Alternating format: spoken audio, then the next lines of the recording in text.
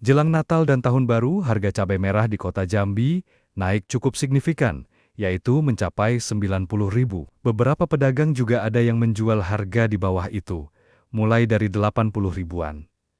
Untuk kualitas cabai tertentu, tak hanya cabai merah, cabai keriting, dan cabai rawit juga mengalami kenaikan yang cukup tajam. Kenaikan harga ini jadi temuan Wali Kota Jambi saat turun ke lapangan kemarin. Kenaikan harga cabai ini, kata Dr. Maulana, memang akan segera diatasi oleh Pemkot Jambi dalam waktu dekat. Cara mengatasinya, pihak pemerintah akan mendatangkan cabai merah dari daerah sentra penghasil cabai dan melakukan operasi pasar dengan menjual harga lebih murah di pasaran. Untuk menetralisir kenaikan harga di kalangan pedagang, pemerintah memastikan stok harian cabai masih ada sekitar 10 ton kurang, dan ini akan dilakukan upaya kerjasama dengan daerah penghasil untuk menambah pasokan hingga tahun baru. Saat harga cabai naik, beberapa komoditas lain seperti beras, gula, dan daging ayam, kondisi harganya dinilai masih stabil. Wali kota juga menyebutkan bahwa konsumsi daging ayam diperkirakan menurun selama masa libur sekolah,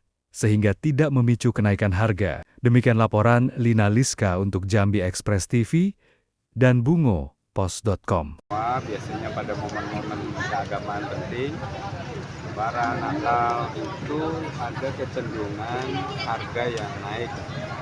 Kita ingin melihat langsung di pasaran, ternyata memang ada beberapa komoditi yang naik kuat, pertama cabai, baik cabai keriting maupun cabai rawit, naik sampai 80-90 ribu per kilo. Kami nanti tim TPID akan melihat stok masuk harian di pasar induk kita. Kalau lebih dari 10 ton biasanya harga stabil. Tapi kalau kurang dari 10 ton masuk, maka kita akan melakukan langkah-langkah. Misalnya bekerja sama dengan daerah penghasil untuk mengirim cabai sampai dengan tahun baru. Tapi kita akan pantau terus. Tapi kalau stoknya masih cukup, kita hanya mengatur regulasi supaya pendistribusi dari pasar induk ke pasar-pasar yang ada di kota ini lancar. Nah, yang kedua, tadi yang kita lihat naik adalah telur. Kami melalui Dinas Pertanian Ketahanan Pangan, Perindak akan mengecek ke sentra-sentra produksi telur, para peternak petelur kita, ayam-ayam petelur kita akan cek apakah ada keterlambatan produksi atau distribusi dari daerah lain yang terlambat.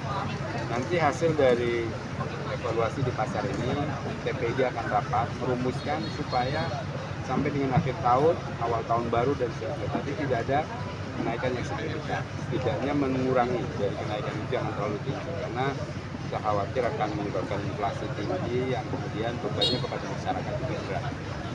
Kemudian hal lain seperti bahan pokok seperti beras dan lain-lain, alhamdulillah bisa kita kendalikan. Jadi lebih ke arah bumbu ini, telur, sama bawang. Ya, ini akan menjadi fokus dari TPID untuk melakukan pembahasan. Untuk daging ayam Pak, tadi katanya lagi mengalami kenaikan. Ya, daging ayam relatif tidak naik. Jadi memang konsumsinya agak turun. Nanti pasca anak sekolah libur itu akan lebih turun lagi.